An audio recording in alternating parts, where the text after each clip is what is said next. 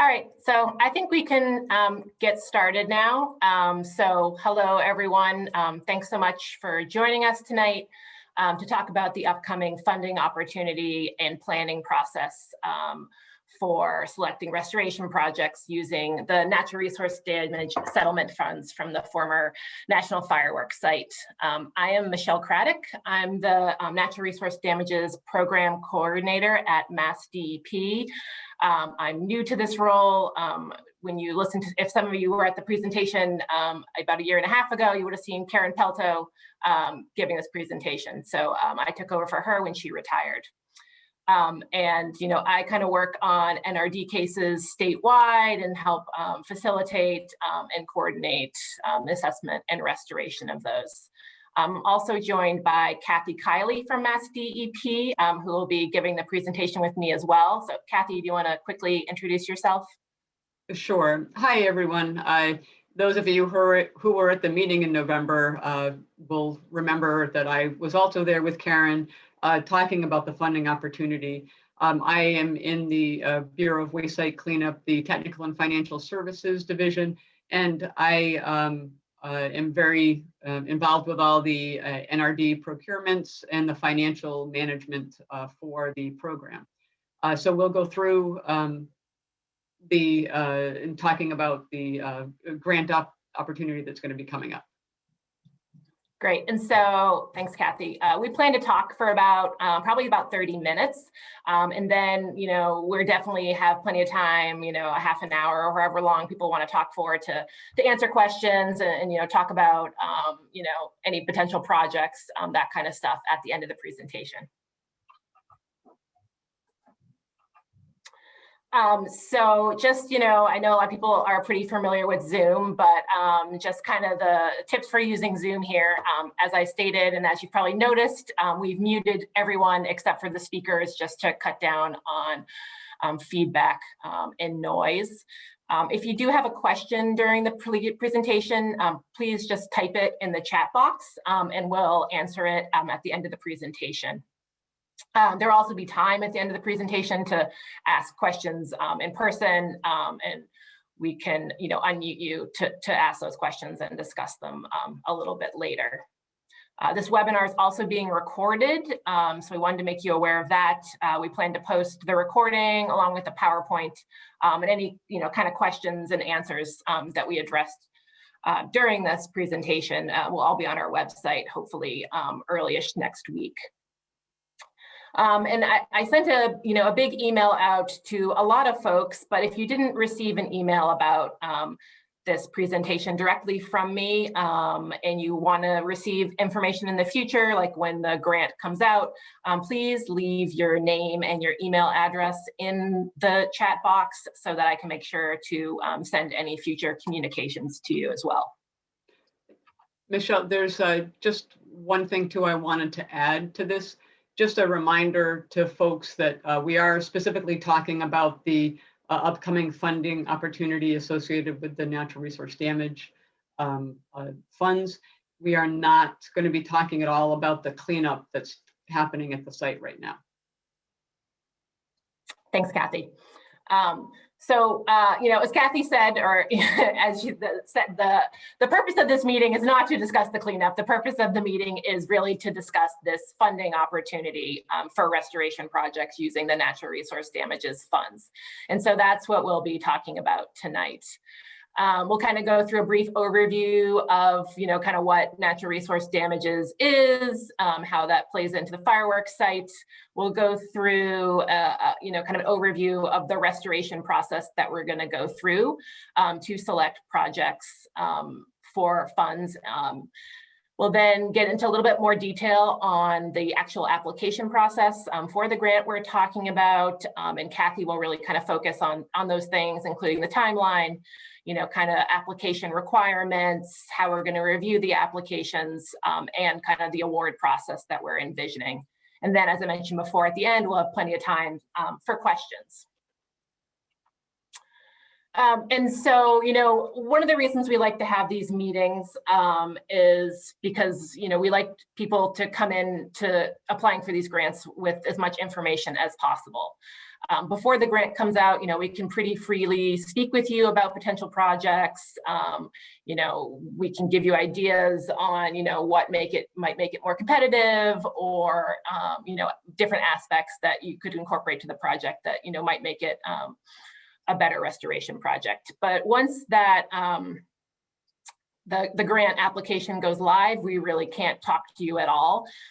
So, we want to use this opportunity to get as many questions out there. And then, of course, you can follow up with us later on as well. So, kind of to get into the background of natural resource damages, by law, certain state and federal agencies work on behalf of the public as the trustee for natural resources.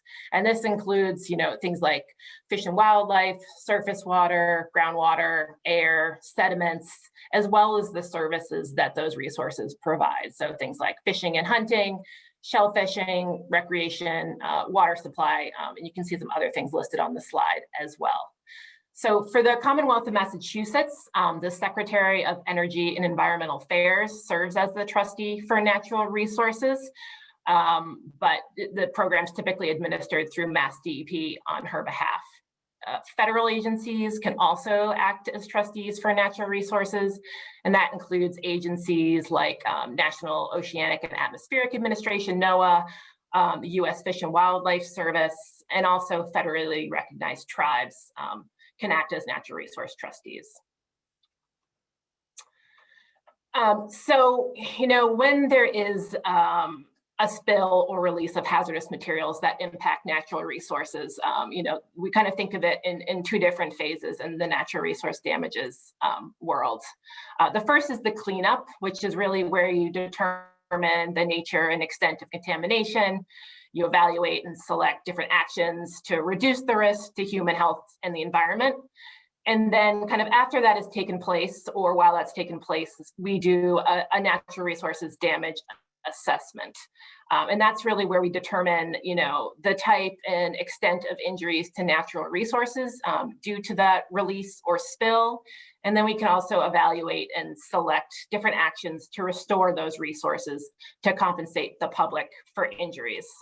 And so kind of what that means is that, money that comes out of natural resource damage settlements cannot be used to fund kind of the required cleanup. The funds are really intended to compensate the public above and beyond what is required by the cleanup, by restoring the resources that were injured. So the funds here are, they're not for the cleanup. They're really for the natural resources. And so since 1992, the Commonwealth of Massachusetts has settled over 20 natural resource damages claims worth over $70 million. As you can see on this slide, the settlement amount varies a lot based on kind of the amount of injury, the extent, the duration, those kind of things factor in there.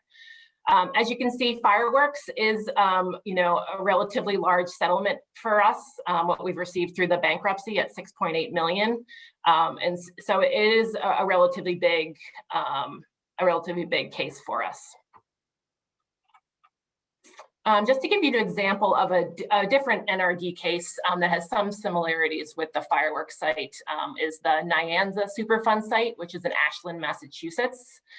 At that site, there was mercury that harmed the aquatic habitat, the biological resources, and recreational fish and groundwater. The Commonwealth, along with the federal trustees, Fish and Wildlife Service, and NOAA, received $3.1 million in damages at that site. And we really used those funds, and we're still using those funds for restoration projects that ranged from dam removal to culvert replacement. We did some land acquisition there, as well as the creation of public trails. So that just gives you kind of a quick idea of what some of these NRD cases where the restoration funds have gone to. So for the fireworks site, there was a 2015 bankruptcy settlement that resulted in $6.8 million for natural resource damages for injuries to sediment, surface water, fish, wildlife and aquatic life, and fish consumption advisories. And so that $6.8 million is to be used for projects that will restore the same or similar natural resources that were injured. And so for here, the trustees are the Commonwealth of Massachusetts, acting through the Executive Office of Energy and Environmental Affairs, being represented by DEP, as well as the U.S. Department of the Interior, acting through the U.S. Fish and Wildlife Service. So those will be the two trustees for this site. All NRD cases kind of involve a similar restoration planning process, which is outlined on this slide. The fireworks site will also be going through this process. We've already started the process, and right now we're currently in the kind of feasibility and scoping phase. And this is really where we start to identify potential restoration projects that will address the injuries to natural resources that we outlined on the previous slide. And we're kind of doing that through this grant opportunity. And so through this grant opportunity, we hope to kind of get a list of, implementable projects that will restore the resources that were injured at the fireworks site. We'll use that list of projects to prepare a draft restoration plan and programmatic environmental assessment that will kind of incorporate a variety of restoration projects and kind of lay out a timeline or proposed timeline for implementation. That draft report will go out for public review and comment by, all of you on this call will have a chance to review it and comment on it. And then we will revise that restoration plan based on, any comments we've received and prepare a final restoration plan. And so the restoration plan is, pretty important document for the trustees. It really guides us in selecting the types and timing of projects, and it helps ensure that the proposed projects are not going to conflict with any proposed response or cleanup actions at the actual site. Once we have that final project, we'll go into implementation of the projects, and there's a variety of ways that we might potentially do that. And kind of throughout that process, the trustees will be involved in kind of overseeing to make sure the projects are successful and that they truly do restore, the lost resources. And they usually incorporate some kind of monitoring of project performance so that we can ensure the public is compensated for the injured resources. So as part of this grant process for feasibility and scoping, as I said, we have $680,000 for this phase of project planning. And so the projects that we're looking for are projects that restore aquatic biological resources and habitat, including fish, amphibians, reptiles, benthic invertebrates, and other aquatic organisms, as well as wildlife resources and habitat. So, avian, terrestrial, reptilian, and mammalia species that use the North River, the Indian Head River, or Drinkwater River or Factory Pond in some manner. And so, all the projects that we fund through this phase and that will be in their restoration plan must restore these resources directly or enhance the habitats of these resources. So that's, definitely something to keep in mind when you're thinking about potential projects. As I've said, a couple of times, this is really for feasibility scoping phase, so that we can be confident when these projects go into a restoration plan that they are indeed implementable. There's no major barriers. They're not going to, take all of the restoration funds. And so what we mean by kind of feasibility scoping phase is we're looking for things like field surveys, inventories of, potentially things like, high priority culverts, or dam structures, or some other resource. It could be feasibility studies, to identify and evaluate potential restoration projects.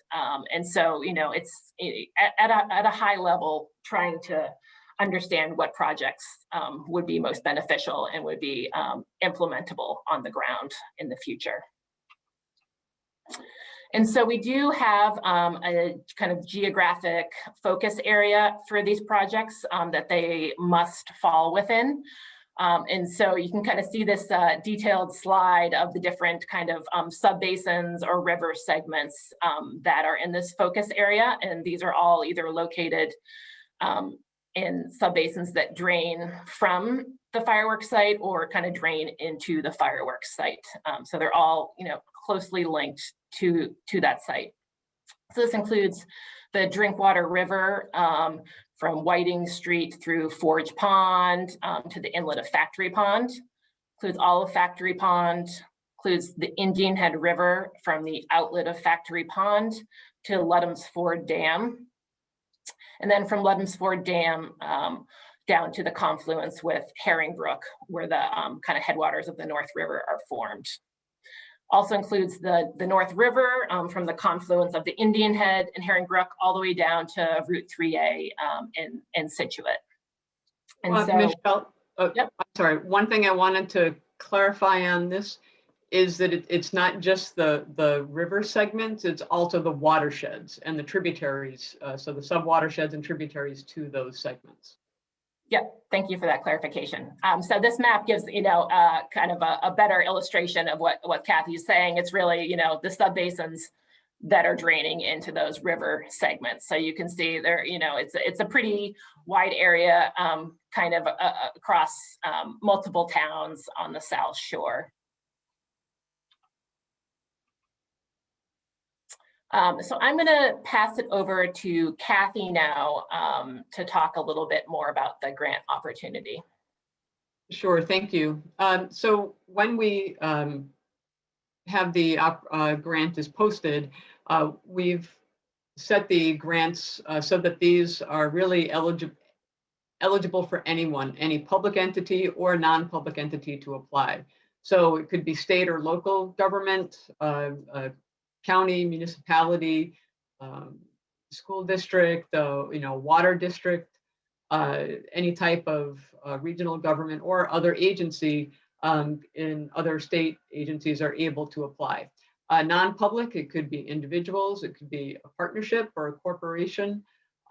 Really anyone's able to apply for the grants.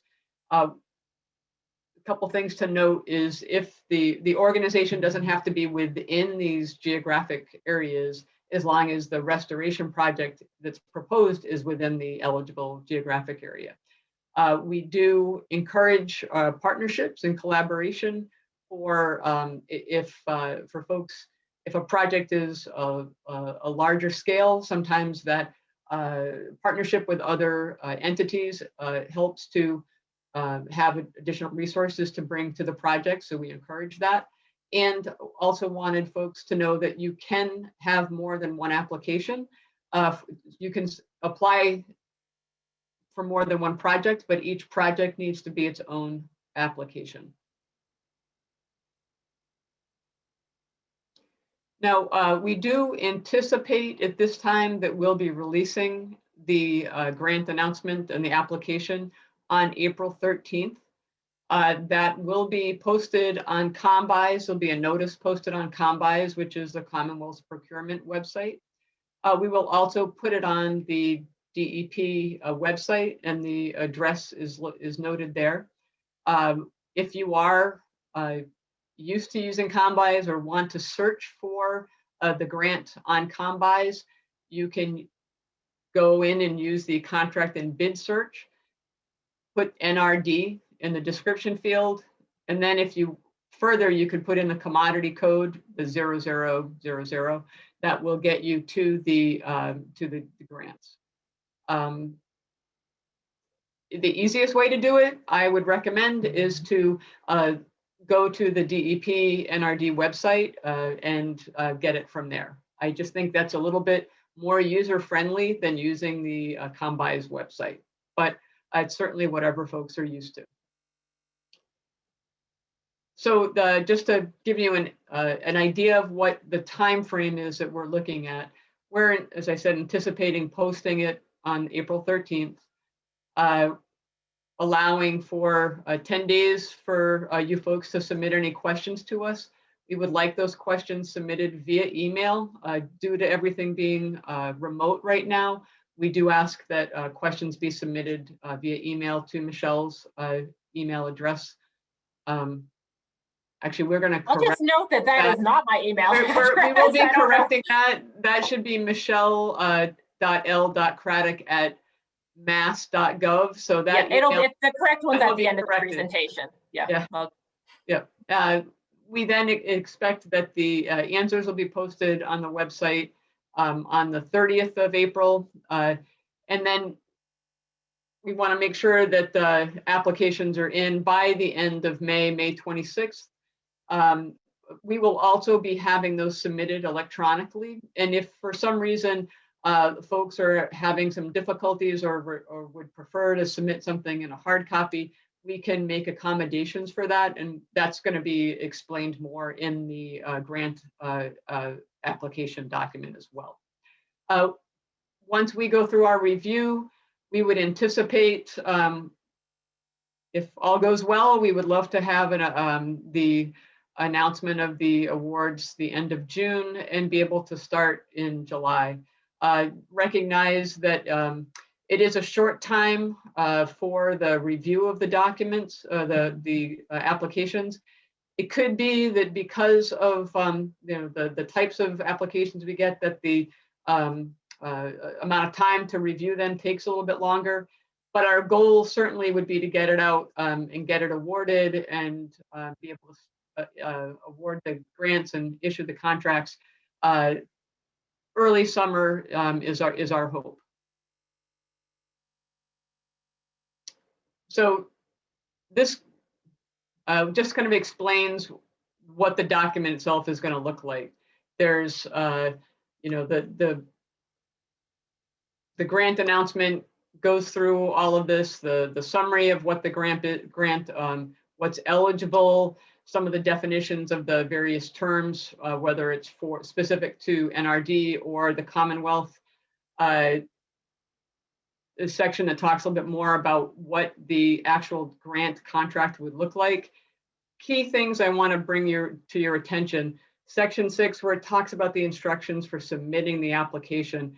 Please make sure you take a look at that. It helps to go to highlight certain aspects of or sections of the application to fill out, and it gives some tips on how to submit it as well. Also, the terms and condition of the grant contract. It's a little different than how some grants that folks may be more familiar with, because it is a reimbursable grant. It's not a grant where you get all the money up front. So just make sure you pay attention to that. We go through attachments and of course all the acronyms, because what's a government agency without acronyms?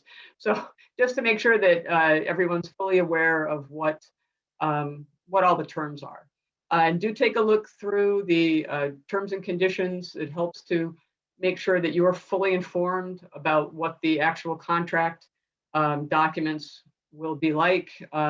The supplemental terms and conditions talks about invoicing procedures, approvals for changes in scope as the grant is going on, things like that. And of course, if a conflict of interest, we just want to make sure that you're not proposing a project on a property that you have an interest in, and so you're, essentially it's a betterment for you or something. So it's, as you read through it, you'll see we just want to make sure anything that is maybe a conflict or a potential conflict is presented. So a couple of things to highlight. Again, attachment A, or actually it's the application is a separate document now. It's not within the grant announcement, and it's a Word document, but you can actually, the boxes in the Word document expand. So as you're typing, it can expand to be as much as you want. You can also attach photos or maps. So it's very useful and user-friendly. And certainly if as you're working with it, if you run into any issues, those types of questions we can help you with. So don't hesitate to ask if any of you run into any questions or difficulties completing that application. We want to make sure that it's easy for folks to use and to get submitted to us. As we said before, applicants can submit more than one, apply for or submit an application for more than one project. Just make sure that for each project it has its own application. Again, if you do have questions, written questions will be submitted to Michelle. Answers will be posted again on the DEP website by that date on the calendar. So that way, I also recommend that even if you don't have any questions, it might be worthwhile to take a look at the questions and answers just to see in case someone else had a question maybe that you didn't think of, just to see what else may have been discussed. This goes through the sections of the application itself, and I really think it makes more sense when you have the application in front of you, but it just what this does is just tell you these are the types of information that we're going to be looking for. There's a section for you to tell us about the applicant information, then about the project description so that we actually know the physical location. Again, you can include maps there. There's specific questions that we have for the project, information to get on the community. And here what we're looking at on section 4 might be, for example, is the project you're thinking of, or is maybe the town or a watershed group is thinking of a particular project that may already be included in a regional or local plan. So that's a place where you can highlight that this project is already part of a local plan or a regional plan, for example. It's always good to include photos, the summary, what it is you're trying to achieve. As you can see, the key to here when you're talking about the description, you want to look at, you get into how, this is where you're telling us what you're going to do, and you're going to talk to us and explain the cost that you're also estimating that it would be to do the project. And signing off the application is also a very important thing that you want to make sure you do. So all of the applications now will be submitted in the same form. And what we do when we evaluate the applications and the various projects, we don't compare them to each other. We compare them against criteria. That way it's a fair way to assess it. So we have the eligibility criteria essentially to make sure that it meets that. And then we use such as the geographic component. And then we have specific evaluation criteria that we score, and then we prioritize the projects based on that. And we're looking at the geographic focus, the nexus to the site and to the resources that were injured, the benefit to the resources, and implementation, how there's a number of different categories in that, looking at how easily the project can be implemented. Now, the group that's going to be reviewing these applications is called the Grant Review Team. And that is made up of a number of DEP staff, and there may be some other state sister agency personnel that are able to assist us on this that have had experience with restoration projects. As we're going through this, there's certain things that are key for eligible projects. I think Michelle highlighted this earlier. They all have to have a strong link to the natural resources and the services they provide. Actually, Michelle, were you gonna talk about this again, or did you want me to continue? I don't know if we'd figure that out, so Yeah. I'll let you go with it. I think. Okay, that's fine. So this is, this is Michelle and I first remote meeting. So thank you for your patience. Yeah. So there's certain criteria, or that they have to meet certain criteria for all the projects. So as I said, strong link to the natural resources that were injured. They have to restore the fisheries or the riverine habitat in that geographic focus area. They have to be a tangible project, and they have to be consistent with the state and federal laws and local laws and regulations and policies. That's, yeah. So they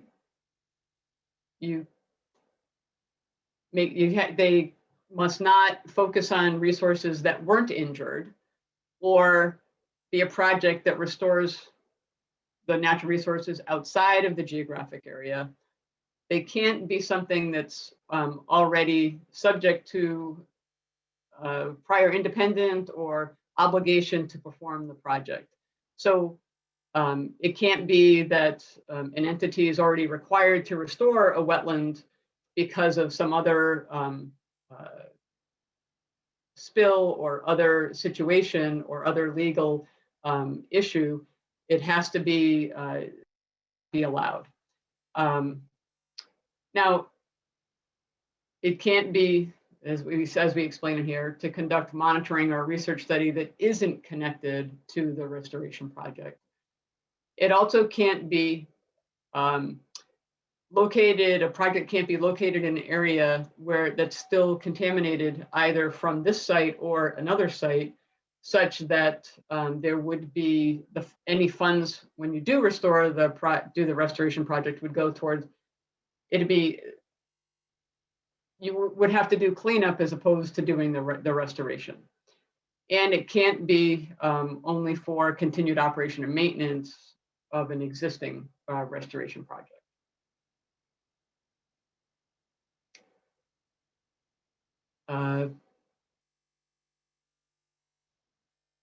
Well, here are some examples of projects that are the same natural resources that were injured. Would be increasing habitat accessible to the diadromous fish, improving the stream connectivity through dam removal or culvert replacement, improving stream bed and bank conditions for resident fish, acquiring quality habitat for fisheries and wildlife, and benefiting the fish, birds, and fish-eating mammals. So some of the things as examples that would not be appropriate or allowed, projects otherwise required by law or other permit, such as constructing a mitigation wetland that may be required because of offsetting impacts from a construction project, or projects that don't restore the same or similar resources that were injured. Examples might be focusing on recreational paths or dam repair or restoring an upland habitat when we're talking more about the riverine and the wetland habitat and riverine habitat. So we just kind of calls your attention again to the various aspects when you're going through the documents. I don't know necessarily that we need to go into too much of the detail, but again, what we did do in one of the attachments to the grant announcement, in that's attachment B, where we talk about the detailed application requirements. What we did is that if you look at, and you're filling out the application itself, take a look at attachment B, because that's going to give you some additional details or tips that might help you in case you had questions when you're filling out the application. In particular, when it comes to providing the costs. So that's just a suggestion to take a look at that as a way to help you complete the application itself. And again, the supplemental terms and condition, just so you're fully aware of the requirements and the what the actual contract would look like once it was awarded, as far as compensation payment, which is very important. So those are the key things to remember.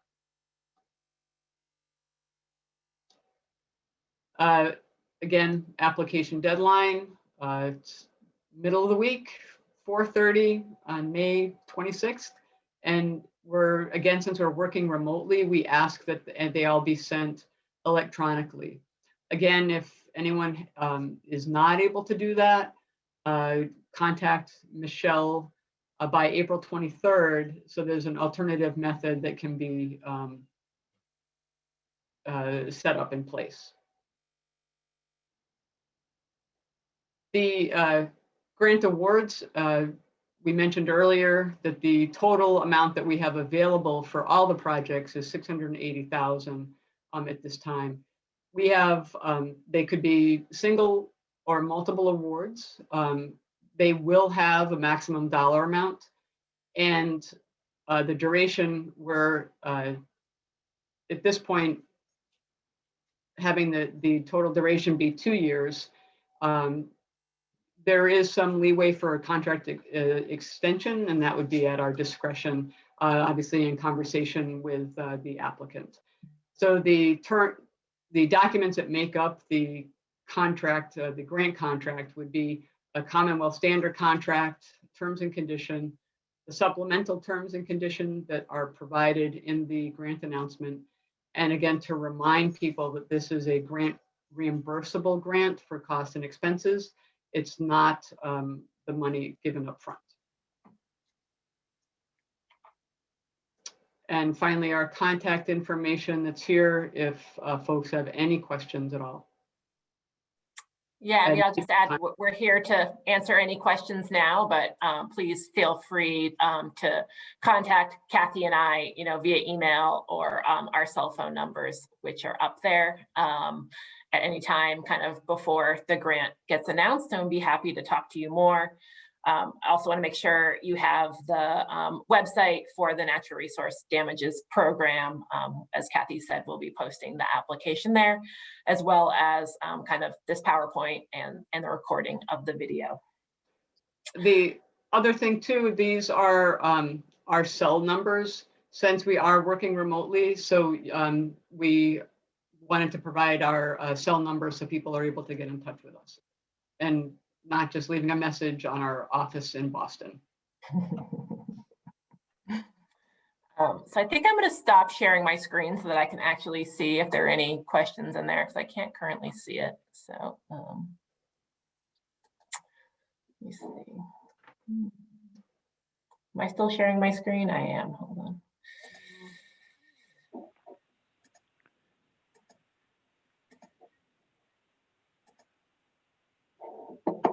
There we go.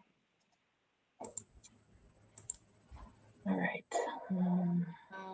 I don't see any questions at this time. I'm just gonna quickly read through them.